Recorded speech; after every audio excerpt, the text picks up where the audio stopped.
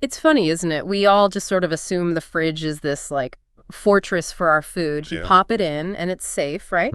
But, when you stop and think, millions of people, they actually get sick from food issues each year. That's so true, and particularly for seniors.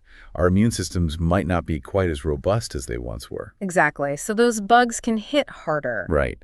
And what's really interesting, and maybe a little surprising, is that some foods we think we're protecting in the fridge, well, the cold can actually make them less good for us, or even a bit harmful. While others become downright dangerous if they don't get chilled. Precisely. It's a bit of a balancing act. And that's what we wanted to dive into today, getting some clarity on what goes where for, better health. It's not just about safety either. Sometimes the fridge changes the texture, the taste, even the nutrients. So true. Okay, if you find this chat helpful, maybe give us a quick like or subscribe. It helps others find these health tips too. Great idea. So, where should we start? Maybe with something lots of folks keep chilled. Okay, let's start with something I bet a lot of us have sitting in our refrigerators right now. Peanut butter. The creamy kind. Peanut butter. Yeah. Such a classic comfort food, isn't it? Simple, easy energy. Definitely. So why shouldn't it be in the fridge? I always thought it helped it last longer. That's the common thinking, yeah. But what happens is those natural oils in peanut butter, they solidify in the cold. Okay. So your peanut butter gets really hard, stiff, and if maybe your hands are a bit stiff sometimes or your grip isn't what it used to be. Oh, I can imagine. Trying to spread that would be awful, really frustrating. Exactly. Takes the simple pleasure right out of it. And it's not just the texture. No. What else? Well, peanut butter has those lovely heart-healthy fats, right? Monounsaturated fats. Yeah. The cold can actually cause those fats to degrade a bit. It's a process called oxidation. It can make them less beneficial, potentially even contributing to inflammation. Kind of defeats the purpose. Wow, okay. So you're trying to eat healthy, but the fridge is sort of working against you there? In a way, yes. And it can also reduce some key nutrients like vitamin E. Vitamin E, that's important, isn't it? Very important. It's a great antioxidant, really good for brain function, helps fight off cell damage. Things we really want to support as we get older. Refrigeration can actually diminish that. So this easy comfort food becomes hard to use and less nutritious. That's a real shame. It is.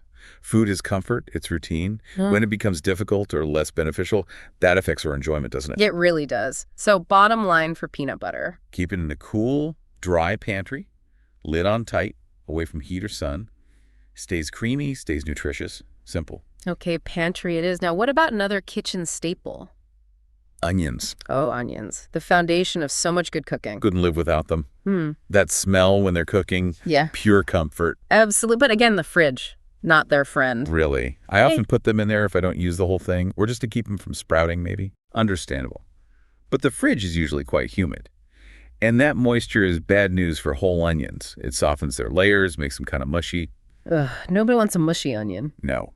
And that dampness can also encourage mold. It gives bacteria a place to grow, especially once the onion is cut. Right, and that's a risk, isn't it? Especially if your digestion is a bit more sensitive these days. A definite risk. Weakened immune systems just can't fight things off as easily. Plus, like the peanut butter, refrigeration can deplete some of the good stuff in onions. Like what? Well, onions have compounds like quercetin.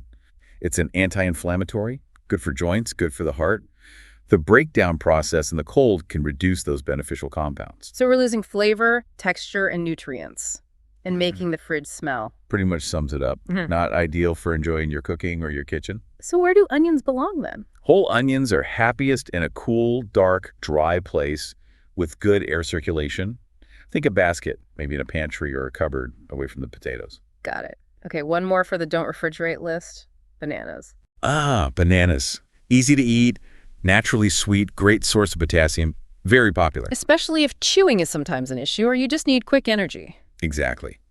But the fridge, while it slows the browning of the peel, actually causes something called cold injury to the fruit itself. Cold injury? What does that mean? Bananas are tropical fruits. They hate the cold. Low temperatures basically stop the ripening process dead. The starches don't convert properly into sugars. So you get a banana that looks okay, maybe, but inside it's still hard and not sweet. Precisely. Firm, but flavorless. A real disappointment. And, again, nutrient loss is a factor. What do we lose with bananas? Things like dopamine, yes, the mood booster and certain antioxidants that protect brain function. Really valuable stuff, especially as we navigate our later years. Refrigeration hinders that. And I've seen refrigerated bananas get a bit moldy near the stem sometimes, even if the rest looks okay. Yes, that's another risk. Definitely want to avoid ingesting any mold. Okay. No bananas in the fridge. Where then? Room temperature is best. On a hook, or just in a fruit bowl where air can circulate. Let them ripen naturally. And if they get too ripe too fast? Peel them, chop them, pop them in the freezer. Perfect for smoothies or banana bread later. Freezing preserves the nutrients without that cold injury effect. That's a great tip. Okay, this is fascinating. I'm definitely rethinking my fridge contents. Maybe you listening are too. Were any of these a surprise? Let us know in the comments, maybe. Good question. It's always interesting to hear what people thought. Now, shall we flip it around? What absolutely must go in the cold? Yes, please. This is crucial for safety, right? Yeah. Let's start with cooked meats and leftovers. Extremely important. Leftovers are wonderful, convenient, budget-friendly, reduce waste. A lifesaver sometimes. Definitely. But here's the critical part. Even after cooking, bacteria can survive or be reintroduced.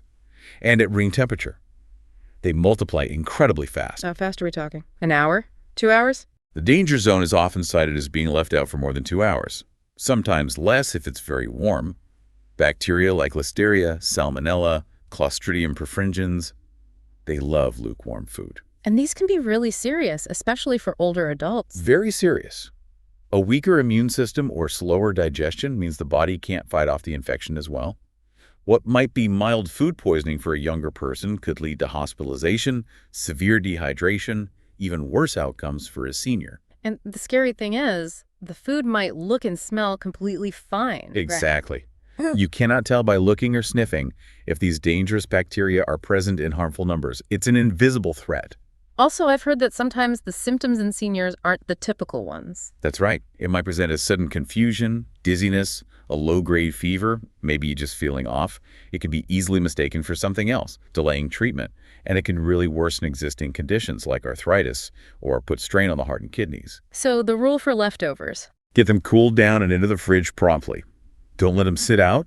Use airtight containers. And this is important, aim to eat them within 3 to 4 days.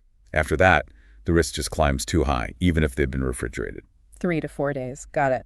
What's next on the must-chill list? Dairy products. Milk, cheese, yogurt. Staples for many. Sources of calcium, protein, vitamin D, all good stuff. Absolutely. Yeah.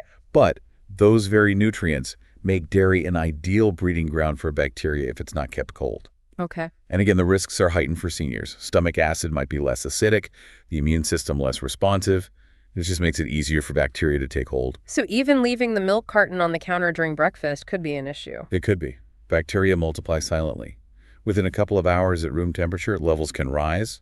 You won't taste it, you won't smell it, but it could cause digestive upset, maybe trigger inflammation elsewhere in the body, like joints. And potentially lead to more severe illness. Yes, unfortunately. Foodborne illness from dairy can be quite serious for vulnerable individuals. So best practices for dairy. Back in the fridge immediately after use. Make sure your fridge is consistently below 40 degrees Fahrenheit, that's 4 degrees Celsius. Use airtight containers, especially for things like cottage cheese or yogurt. And pay very close attention to those expiration dates. Don't push it with dairy. Makes sense. Cold, sealed, and used by the date. Okay, one more category that needs the chill. Let's talk leafy greens. Spinach, kale, salad mixes. The superfoods. Everyone's trying to eat more greens. And for good reason. They're packed with things that support memory, bone health, circulation, even mood.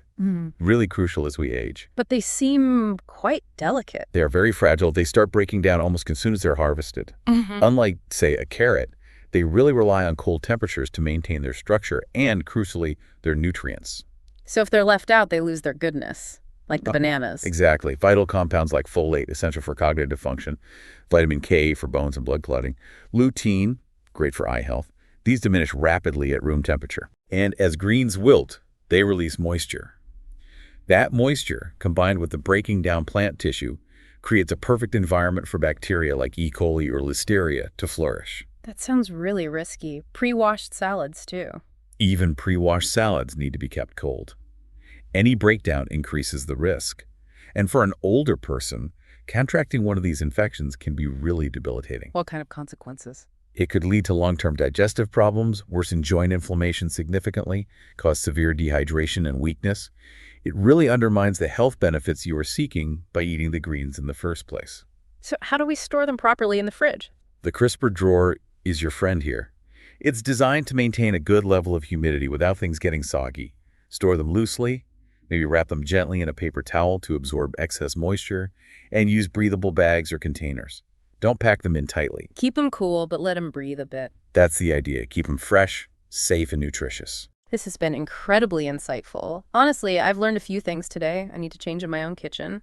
It's so easy to just fall into habits, isn't it? We all do. We get busy, we do what we've always done. But taking a moment to think about why we store food the way we do, it's important. It's not about creating anxiety around food, is it? Not at all. It's about empowerment.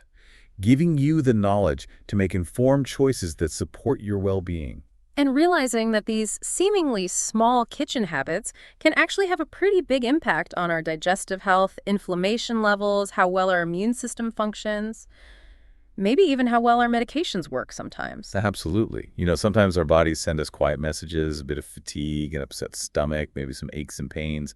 Occasionally, those signals can be linked back to our food and how we're handling it. So the big message today is, the fridge isn't a one-size-fits-all solution. Proper storage is key for health, flavor, and safety, especially as we get older. That's it in a nutshell. Know what needs to be cold and know what's better off in the pantry or on the counter. Any final practical tips for someone wanting to make some changes? Maybe just start small.